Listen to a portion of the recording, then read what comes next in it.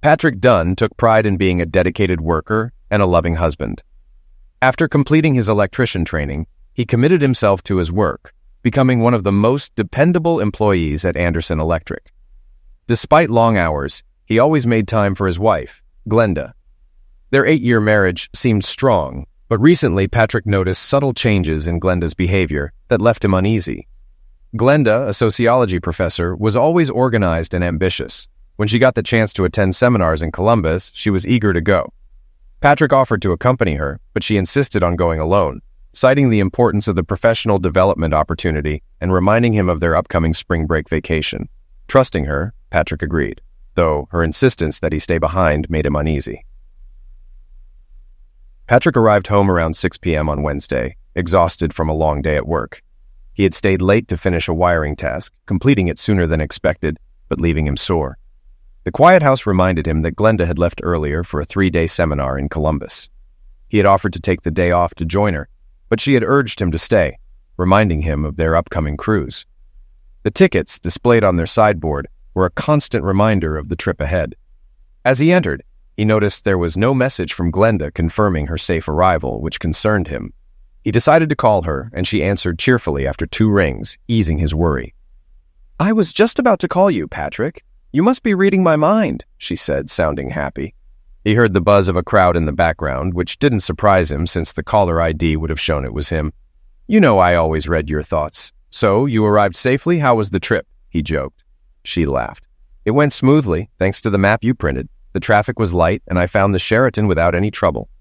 "Anything for you, darling," Patrick said warmly. "I even thought about asking my boss for time off to join you." "No, you're not coming here," she quickly replied, her voice a bit sharp before softening. "We agreed to wait until spring break to go somewhere together." "Just teasing, Glenda." "I didn't ask him," Patrick responded, though her strong reaction troubled him. "I'll stay home and behave." "I'm glad to hear that. It's going to be a busy week with seminars. So, we wouldn't have much time together anyway," she said, sounding relieved. "Is there something you wanted to talk about?" Patrick asked. "Oh, I can't find my travel bag with my sewing kit and lint brush. Could you check the bedroom? If it's not there, maybe it's in the car trunk." "Sure, hang on," Patrick said, heading to the bedroom. He found the bag on the dresser and picked up the portable phone. "Found it. It's on the dresser." "Thank goodness. I didn't want to go to the garage to look for it. I'll grab what I need at the hotel store if necessary." She paused. "I have to go now. I'm third in line at the front desk. I probably won't call much this week. I've got a presentation tomorrow night and a dinner Friday. My last seminar is Saturday morning, so I'll be home by dinner." "That's fine, honey. I'll be busy too. Call if you can, and I'll see you at dinner on Saturday," Patrick replied. After exchanging a few more pleasantries, Patrick hung up the phone and found himself thinking about Glenda's unusual reaction to his joke about joining her. Lately, she'd been acting strangely, sometimes too quiet, other times overly accommodating. Even when they first discussed him accompanying her on this trip, she had firmly rejected the idea. Pushing these thoughts aside, Patrick realized he was hungry and decided to order pizza. With about 40 minutes until the delivery, he headed upstairs to shower and change into casual jeans and a work t-shirt. Afterward, he relaxed at the kitchen table with a beer until the pizza arrived. Although he knew he should cook something healthier, he didn't worry about it since his job kept him in shape, and Glenda wasn't around to disapprove. He planned to save the leftovers for lunch at work, where he could easily reheat them. Patrick spent the next hour watching the news, but his thoughts drifted back to Glenda and her recent behavior. Something had clearly changed in her over the past couple of months, and her strong rejection of his offer to join her on the trip bothered him. Glenda, a 35-year-old sociology professor, was a striking beauty with long, dark hair and dark eyes. She'd recently been hired at the local college, where she was proud to be a junior faculty member. She had mentioned her teaching assistant, Anthony, several times at the beginning of the semester, but hadn't talked about him in a while. In mid-November, Glenda brought up the seminars she wanted to attend during the break between semesters. Initially, she didn't mind Patrick joining her, but within 2 weeks, she was adamant about going alone, suggesting they plan a trip together for spring break instead. Patrick reluctantly agreed to her decision. They didn't talk much about the seminars over Christmas, and they enjoyed a wonderful holiday with family and friends. Patrick noticed some large envelopes with registration materials that Glenda quickly sent back. She seemed eager for the trip and even started packing days before the new year, which was typical of her organized nature. Around 8 p.m., Patrick returned to the bedroom, intending to continue reading a book he had left on the nightstand. He decided to put away the bag Glenda had mentioned earlier and noticed it was sitting on top of her diary, a book he thought she usually kept in her briefcase. In their 8 years of marriage, Patrick had rarely seen her diary since she kept it well hidden. She had made it clear early on that it was private, and they never discussed it again. He suspected she wrote in it at college or while he was at work. Curious, Patrick picked up the diary, touching it for the first time. It was a small red leather book with a brass lock. He wondered if it held the key to understanding Glenda's recent behavior. Instead of putting it back, he took it downstairs to the kitchen, where the light was better, and examined the lock more closely. The first thing Patrick noticed was that only about a third of the pages in the diary had been used. It seemed unlikely that this was Glenda's only diary. 8 years of notes wouldn't fill just a third of a book. He figured she must have older volumes stored somewhere, likely in her closet. Each of them had their own closet, and he had never gone into hers. He headed upstairs to their bedroom. After a few minutes of searching, he found a shoebox on the top shelf containing a stack of red leather journals.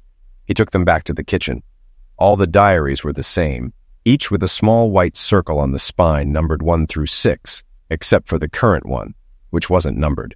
The word Coons was embossed on the back of each diary, which he recognized as the name of a local specialty store. The locks on all the diaries seemed identical, with no identifying marks, making him wonder if they used the same key. Patrick quickly checked the phone directory for Coons Specialties and called to see if they had any of the diaries in stock. A young woman confirmed they had 2 and that the store would be open until 10. Patrick decided to buy one, hoping to use the key to unlock Glenda's diaries. It was a risky move, but he knew picking the locks might ruin them, and Glenda would never forgive him for snooping. Half an hour later, Patrick was driving home with a new red leather diary, the key in his bag. It was expensive, nearly $60, but he didn't mind if it helped him understand what was bothering his wife. He could always gift her the new diary later. Patrick suspected she might be hiding an illness, as she had done once before when test results worried her. She had kept it to herself until she knew it wasn't serious. Another possibility was stress from work, perhaps conflicts with colleagues, which she wouldn't share with him, preferring to handle work issues on her own. However, another darker possibility nagged at him. What if she was cheating on him? He didn't want to admit it and focused on other explanations instead. Patrick and Glenda were an unusual couple. He was slightly shorter, with blonde hair and blue eyes, muscular in build, while she was tall, slender, with dark hair and eyes. They had known each other in school and reconnected years later at a mutual friends party, marrying a month after she graduated. They started in a small house, but after a few years they moved to a larger one, discussing the possibility of starting a family soon. When Patrick got home, he wasn't sure if the key would fit the locks on Glenda's diaries. He found it in a small brown envelope inside the diary box. The key seemed tiny, and he wondered if he should have asked the store if all the locks were the same. He decided that if the key didn't work, he would drop the idea. If each lock was unique, he wasn't going to waste time hunting for the right key. 5 minutes after walking in, Patrick sat at the kitchen table with a stack of journals and a can of soda. Holding a small key, he stared at Glenda's most recent diary, knowing that if it fit, there was no turning back. He hesitated, worried about betraying her trust, but concern for her health and nagging doubts pushed him to unlock the diary. The key fit perfectly, and as he read the latest entry, his face turned pale and his eyes welled up. In shock, Patrick stood up, walked to the sink, and squeezed the soda can until it overflowed. Realizing his hand was sticky, he washed up and then carried the journals and key to the living room. He placed the books on the nightstand, turned on a lamp, and settled into his chair. He opened the 7th diary to the first page, determined to understand how everything had gone wrong. The first entry was dated early June, over 6 months ago. As he read through the summer entries, which spoke of happiness and contentment in her life, marriage, and career, he felt no comfort, knowing the painful ending that awaited him. This knowledge tainted everything he read. In early September, he found an entry that seemed relevant. Glenda described meeting her new assistant, Anthony Romano, and Patrick reread the passage twice, trying to understand the significance. September 8th, my new assistant, Anthony Romano, came into my office today. He's a bit taller than me, with black hair, dark eyes, and a scruffy beard. He reminds me of a movie star. He left me a printout of his grades and seems quite qualified. Patrick read carefully, looking for more mentions of Anthony Romano.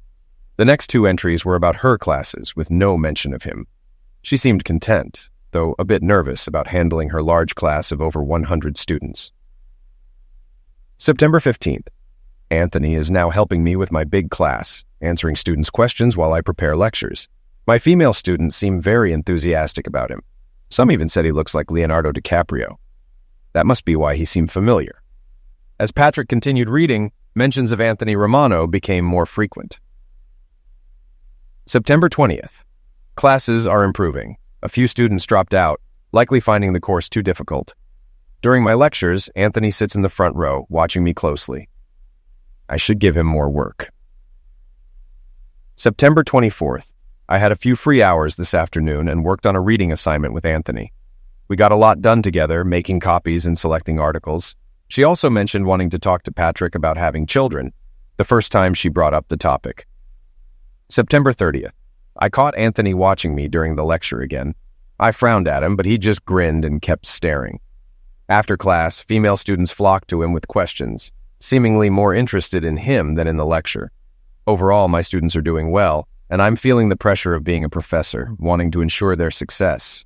The following entries showed her classes were going well, and she was happy and optimistic.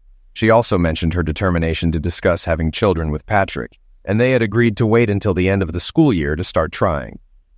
October 8th. I'm so excited. Patrick and I have decided to have children, and I'll go off the pill after the spring semester. I told Anthony, and he was happy for us. He hugged me tightly in my office, catching me off guard. I had to gently push him away and remind him the door was open. October 10th. Anthony came to my office today, and I'm a little worried. I didn't see him come in until I heard the door close and lock. He smiled and said, "Now no one can see us." I told him to open the door, which he did, but it made me wonder about his intentions. October 11th. Anthony helped me prepare quiz questions today. He apologized for locking the door yesterday, and I told him it was fine. When I asked why he was so interested in me, he said he preferred the company of mature women over girls his age. I told him I was happily married, but I have to admit, I was flattered. October 13th. I expected Anthony to come by today, but he didn't. I was a little disappointed because I wanted to discuss his interest in mature women further. October 15th. Anthony came into my office while I was meeting with students.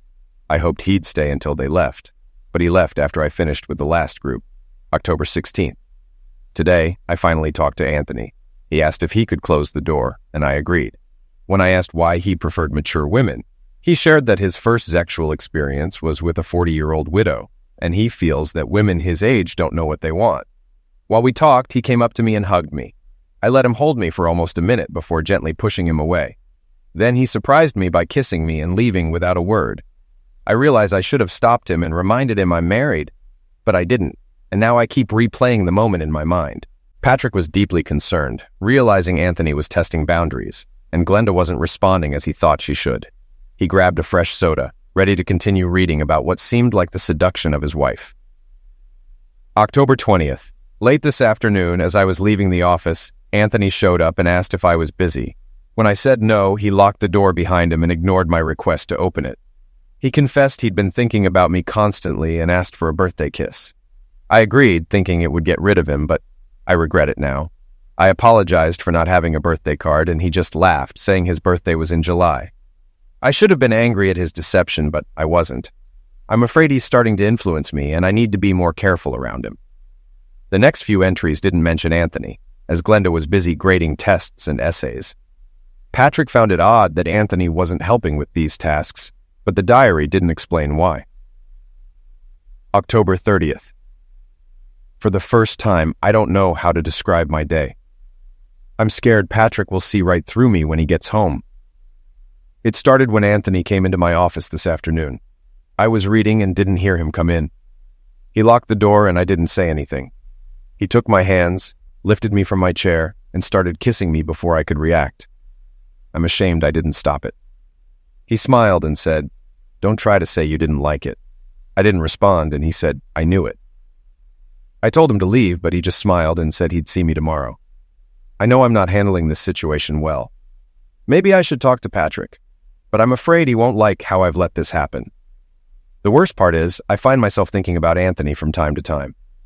Patrick read this entry 3 times, growing angrier each time, realizing how close he was to losing control if Anthony were in front of him. November 2nd. I think I've finally stopped worrying about Patrick figuring out what happened. That first evening was the hardest. Every time he looked at me, I was sure he would see right through me. When he asked if something was bothering me, I denied it, and he believed me without question. I realized how easily I could hide things from him. I hope I never have to do this again.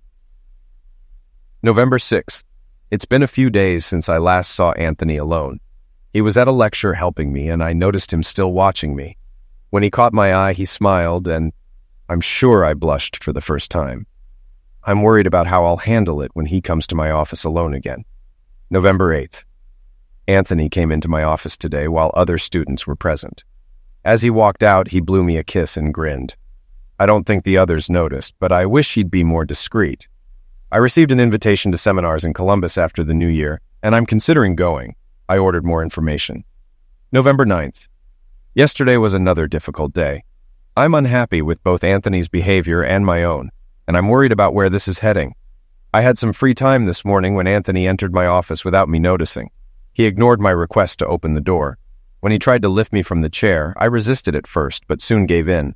What started as a kiss turned into something more, and I got caught up in the moment. Afterward, I ran to the bathroom, upset and thinking about how angry Patrick would be if he found out. Anthony followed me in, said he wouldn't apologize, and hoped we could do it again. I couldn't bring myself to tell him no. Surprisingly, I managed to act normal with Patrick when he got home, even though I was still affected by what had happened.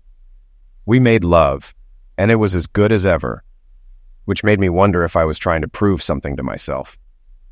Patrick felt another surge of anger reading this, realizing how deeply the situation had escalated. He continued reading, noticing no mention of Anthony for the rest of the week. Glenda seemed focused on the semester ending. November 17th. I don't know what's wrong with me. Anthony has a power over me that I never expected. He came into my office today and I told him we needed to talk about what happened last time. I explained that it was wrong, reminding him that I'm happily married and that my career could be at risk. He just smiled and nodded. Then, he asked if I wanted to lock the door or if he should do it.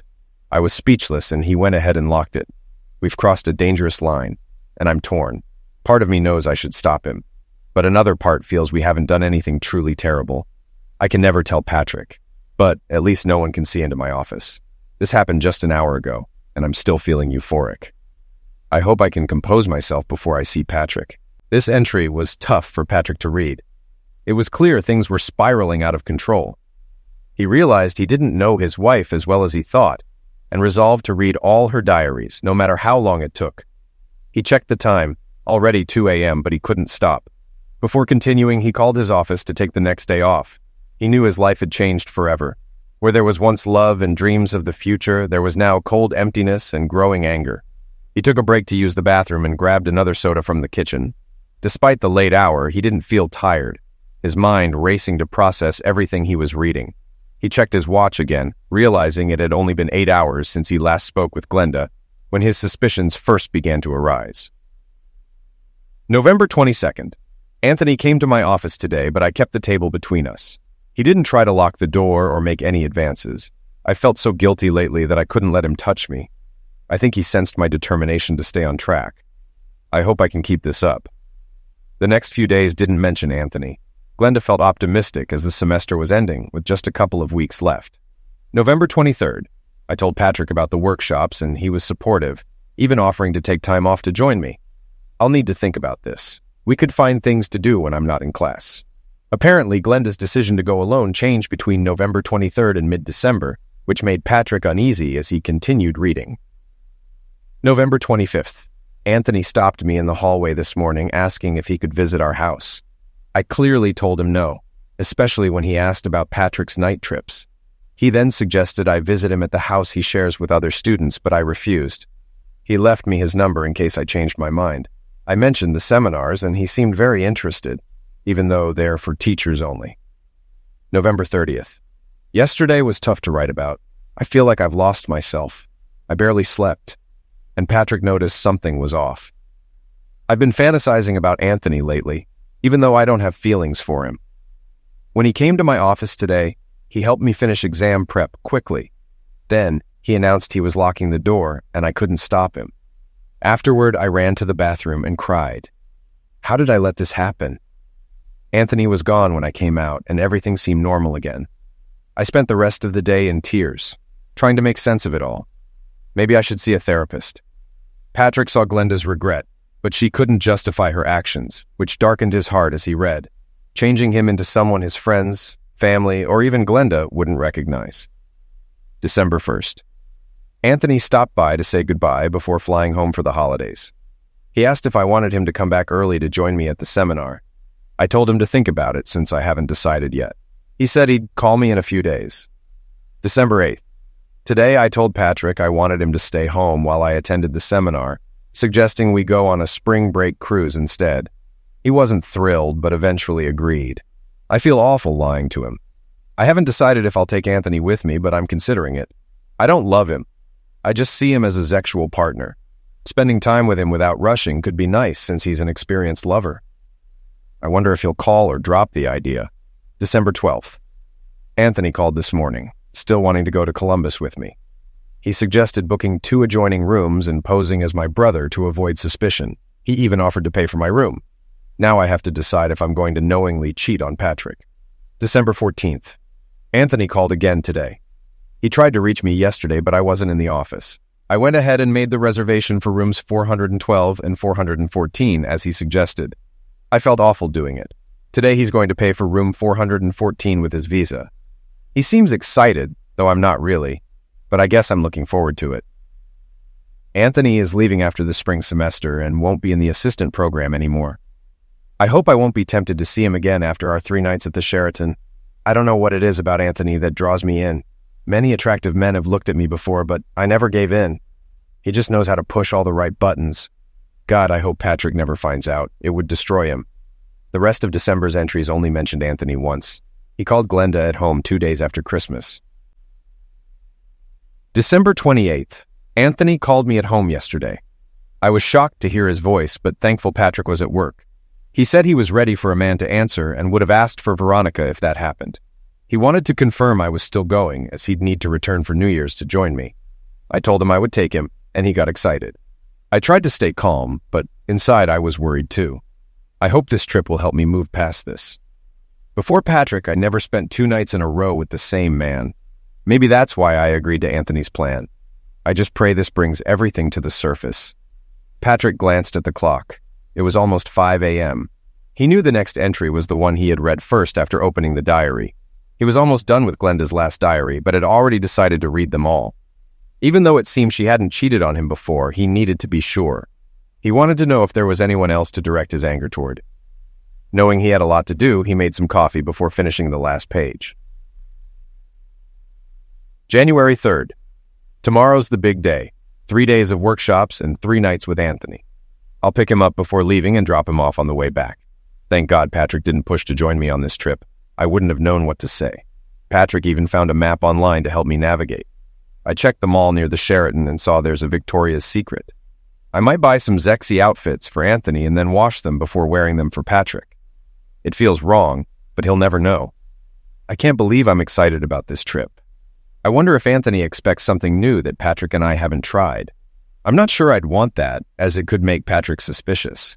Maybe I'll save any new ideas for our cruise, pretending I just felt adventurous. I've started packing, and I hope Patrick doesn't find it suspicious. I don't want him to get any ideas. After rereading my thoughts, I'm questioning if I can actually go through with this.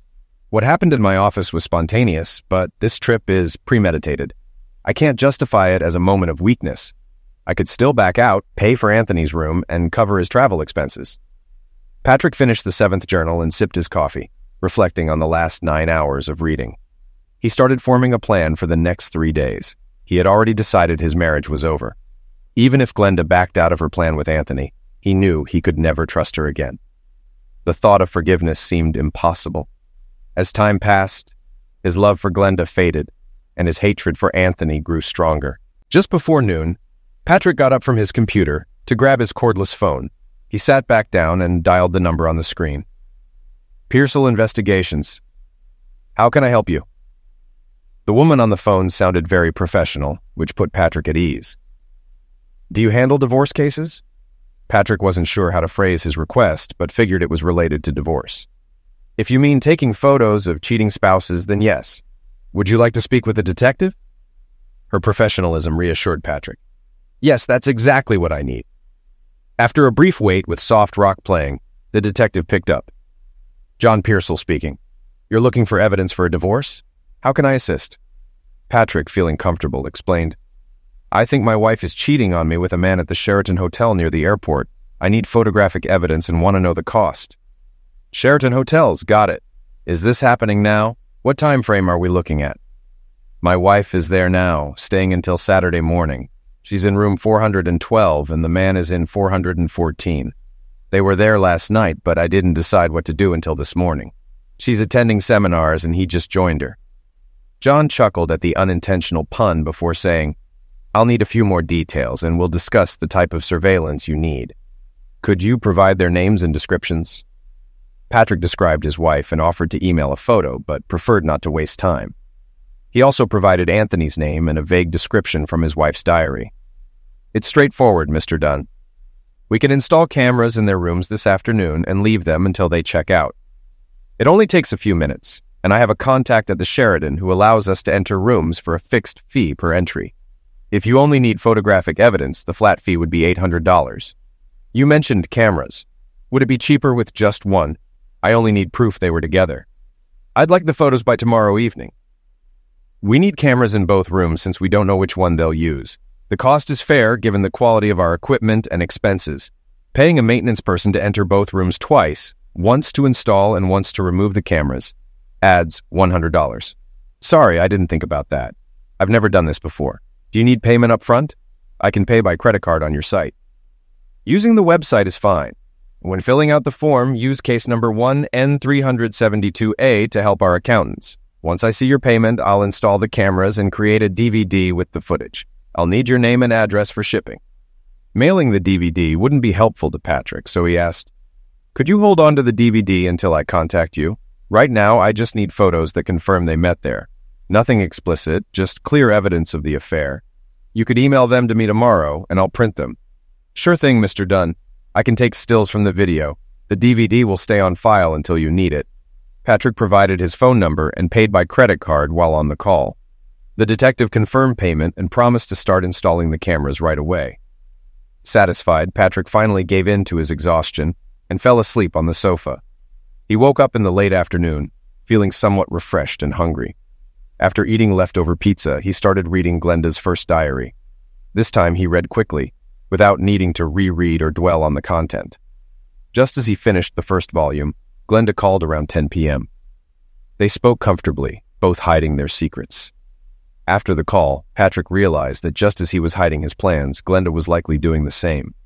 He wondered if he could ever feel normal again. Before starting the second diary, he reviewed his plans for Friday. He needed to visit the bank and take care of financial matters. He had already quit his job at Anderson Electric and planned to pick up his final paycheck the next day. By 1 a.m., he finished the second volume, but it took longer because his thoughts kept drifting to what might be happening at the Sheraton Hotel. Exhausted, he decided to get a few hours of sleep on the couch, not wanting to sleep in the bed he shared with Glenda. Surprisingly, he slept well and woke up around 7 a.m., feeling rested. After a quick breakfast, he resumed reading, finishing the third and fourth volumes by midday. He then set the journals aside and tackled his to-do list. First, he went to Anderson Electric to pick up his last paycheck and clear out his locker. Gus Anderson tried to persuade him to stay, but Patrick explained his situation, and Gus eventually wished him luck, asking him to consider returning in the future. Next, Patrick went to the bank and withdrew over $20,000 from his joint and personal accounts, the most he could without requiring Glenda's signature. This money would cover his immediate needs. Returning home around 4 a.m., Patrick checked his answering machine and discovered a message from Pearsall Investigations. He called back immediately. Pearsall Investigations, Pearsall speaking. How can I help? The voice on the other end answered. This is Patrick Dunn returning your call, Patrick said. Were you able to install the cameras and get any results? Pearsall asked. Yes, Mr. Dunn. We installed the cameras yesterday afternoon and captured footage around noon today. Both rooms were empty when we set up, so it went smoothly, Pearsall explained. Patrick hesitated, then asked, Was there anything on the tape? Patrick, your suspicions have been confirmed. We have all the evidence you need for a divorce. They spent the night in your wife's room. I've transferred the footage to a DVD, and it's ready for you to pick up whenever you want. I also have the 3 stills from the video ready to email if you still need them, Pearsall revealed. Tears welled up in Patrick's eyes, catching him off guard. Despite everything he had read, knowing there was visual evidence made it painfully real. Yes, please email the photos. Thank you, Mr. Pearsall, Patrick managed to say. With everything paid in full, our business is complete, Pearsall stated. Thank you. The payment is covered, Patrick confirmed. Are you sure everything's okay?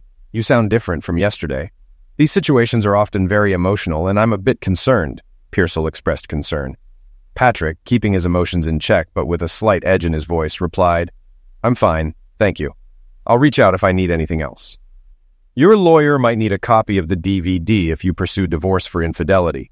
We'll keep it on file for a year or until you instruct otherwise. Therapy can help in situations like this. A good therapist can support you through the emotional toll, Pearsall advised. Don't worry about me, Mr. Pearsall. I know what I need to do. Thank you for your help.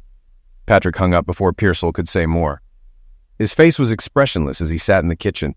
When the computer beeped with a new email, he quietly went to check it. He opened the email from Pearsall Investigations and printed the 3 attached photos on 8x10 paper. A few minutes later, he held the physical evidence of his wife's infidelity. None of the photos were explicit as requested. After a final look, he placed them in a brown envelope on the kitchen table. Then he returned to the chair where he had spent most of the last 2 days and picked up the 5th diary. By midnight, Patrick had finished the last 2 volumes of Glenda's diaries. Reflecting on all 6 volumes, he realized that Glenda had largely met his expectations of her. There were few surprises, and no signs she had ever considered betraying him before. He discovered small secrets that helped him understand past situations, noting her deep insecurities and lack of self-confidence. One thing stood out, her clear, deep love for him, which made her actions with Anthony even more bewildering to Patrick.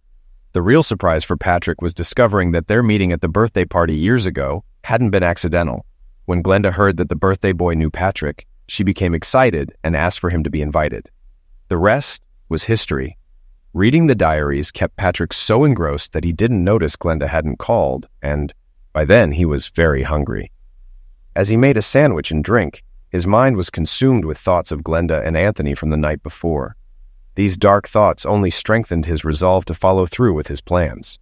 Whether due to the late meal or the images of Glenda and Anthony flashing before his eyes every time he closed them, he slept fitfully. A little after 7 in the morning, he gave up on sleep and began the day he had been preparing for. He had a lot to do and decided to start early. At 8:30 a.m., he called his brother Samuel, his only close relative.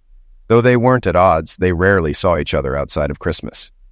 Samuel seemed surprised by Patrick's plan to visit that morning, but fortunately his family had no other plans. Patrick stayed busy until he arrived at Samuel's house a little after 10 a.m. Knowing the kids would be eager to return to their activities, Patrick called them into the kitchen where he sat with Samuel while Mary made coffee. Knowing they planned a Disneyland trip for spring break, Patrick gave each child a $100 bill for pocket money. They were thrilled and hugged him in thanks. You didn't have to do that, Patrick, Samuel said, but it sure made their day. What's going on? Did you win the lottery? Patrick forced a small smile. No, nothing like that. I just felt generous. They chatted over coffee until Mary brought up Patrick and Glenda's plans to have children. She mentioned how much they would enjoy having kids around. Patrick paused before replying. She told you about that, huh? Women sure do talk about everything. Before Mary could respond, Patrick continued. It's hard to say how things will turn out. A lot can get in the way of those decisions. He then shifted the conversation, asking his brother about his job as a restaurant manager. A few minutes later, Patrick stood to leave. In case I don't see you until next Christmas, I hope everything goes well. He shook his brother's hand and gave Mary a brief hug. I'll be thinking about you. With that, he turned and left, exchanging goodbyes as he walked to his car. As he drove away, Samuel turned to Mary. I wonder what that was about. He seemed to have something on his mind but didn't want to talk about it. Mary didn't find it unusual. Patrick's probably just passing time until Glenda gets back from that course. I remember her saying she'd be gone until evening. They walked back into the house, hand in hand, discussing their plans for the day. Just before 6 p.m., Glenda Dunn arrived home, surprised to see Patrick's car was gone. Entering the kitchen, she was confused by the silence, as she had planned to meet him right away. Although disappointed, she realized the empty house would give her time to unpack and do laundry. She also planned to take another shower, unsure if the morning one had fully removed all traces of Anthony. As she passed the kitchen table, she noticed a note held down by a salt shaker. It was from Patrick. "Glenda, Gus called this morning needing help at the Ville Center. I agreed to step in as a senior foreman. I'll be back tomorrow afternoon. Patrick."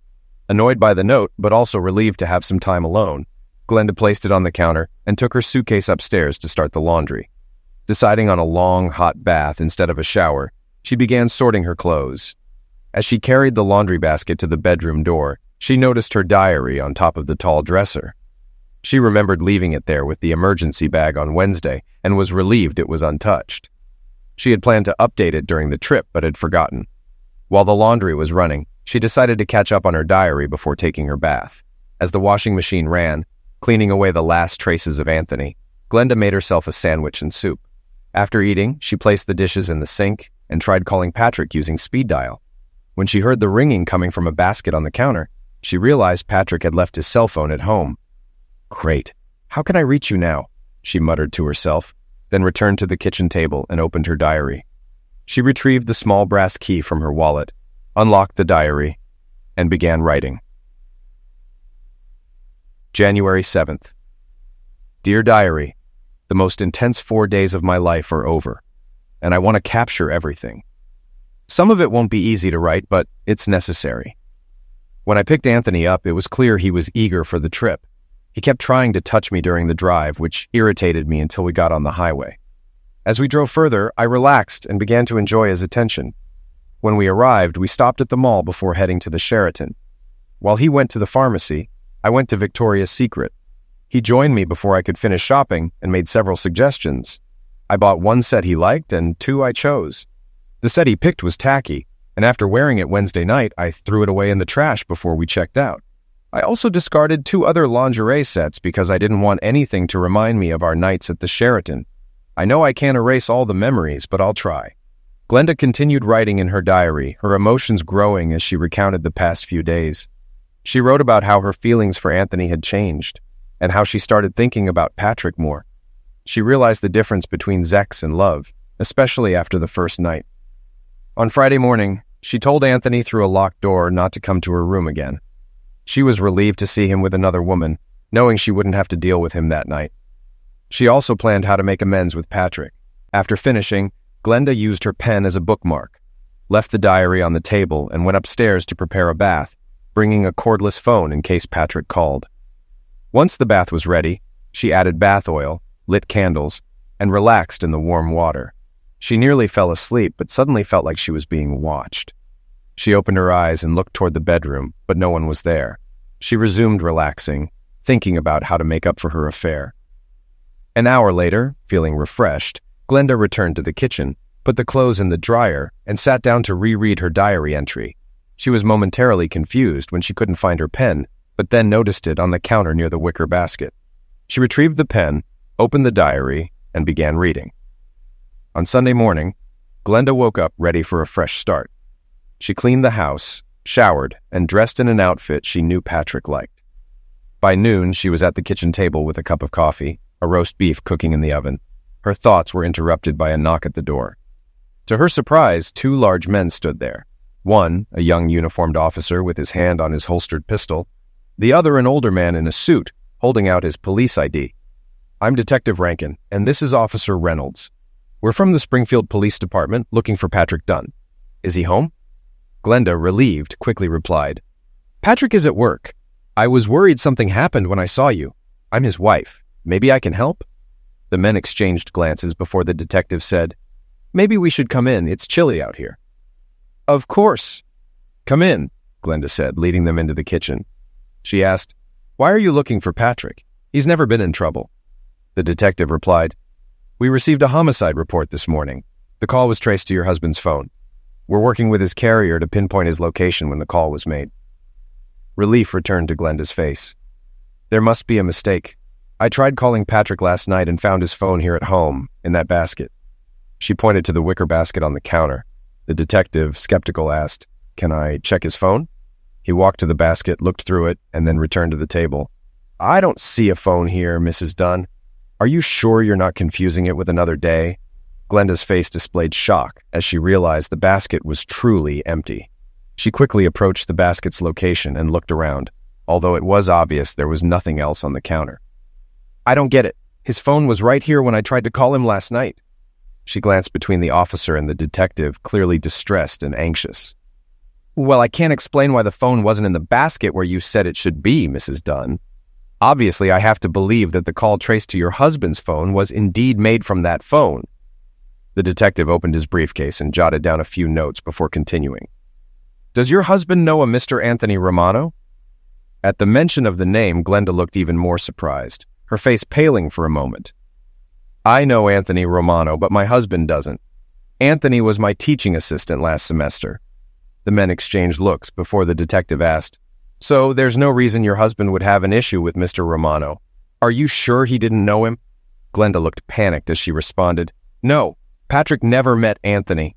The detective made a few more notes before looking at her and saying, "Well, your husband seemed to know Mr. Romano well enough to report his homicide."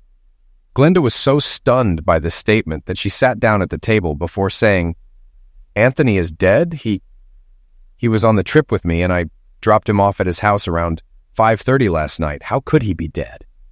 Detective Rankin sat at the other end of the table before asking, "What was your relationship with Mr. Romano? Could it have given your husband a reason to eliminate him?" Glenda's face paled as she replied, "Anthony was just an older student who was my teaching assistant, and there was no reason for my husband to do anything to him." Although she said this, her tone was unconvincing. The detective let her sit in nervous silence for nearly 30 seconds before continuing.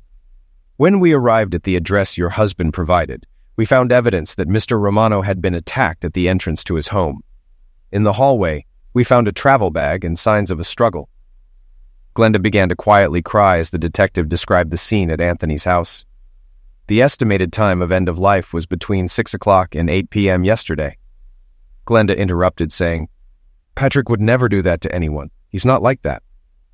Her crying had almost stopped, but it was clear she was more angry than upset. The detective checked his notes again before continuing. "According to state records, your husband is licensed to carry a .25 caliber semi-automatic pistol. One of the bullets that struck Mr. Romano was recovered from the chair he was tied to, and our technicians have preliminarily identified it as a .25 caliber bullet. The question of motive also remains." Detective Rankin took 3 photocopies from his briefcase and placed them on the table in front of Glenda. These are copies of 3 photographs found at the crime scene. Their location on the table next to Mr. Romano suggests he was shown these photographs before his end of life. "I think you haven't been completely honest with me about your relationship with Anthony Romano or your husband's interest in him." Glenda picked up the 3 photocopies and looked at them in shock as the detective spoke. Realizing what was in the photographs, she began to cry even harder, saying, "No, Patrick couldn't have known." The detective was about to continue when he received a call on his cell phone. He spoke very little during the 3-minute conversation, mostly taking notes. Glenda sat quietly, crying into her hands. When he finished the call, the detective looked at Glenda. "Your husband's call was traced to Windsor, Ontario. The local police found his phone along with his credit cards and a .25 caliber pistol registered to him in a trash bin in the Walmart parking lot. There was no sign of him or his car, although his car's license plates were also found in the trash bin. They think he may have stolen a license plate from another vehicle in the parking lot to blend in with Ontario traffic." This news brought no comfort to Glenda, and she continued to cry inconsolably. After watching her for a few minutes, the detective pulled out another photocopy from his briefcase and placed it in front of her. It was a copy of a photograph of a small brass key next to a ruler. "This key was found at the scene. We don't know what it unlocks. Do you recognize it?" Glenda looked at the photo, then quickly grabbed her wallet. After a few seconds, she pulled out the diary key and held it next to the photo. Realizing they were identical, she completely lost her composure, sinking into a chair. The only words she could manage were, "Diary, Patrick." The 2 men stayed with Glenda for almost 15 minutes, waiting for her to calm down. They managed to convince her to call someone to come and be with her. When her sister confirmed she'd arrive within a few minutes, the detectives finally left. As Officer Reynolds walked to their car, he asked, "Do you think he'll be caught quickly?" Detective Rankin replied, It depends on how well he can hide in the next couple of weeks.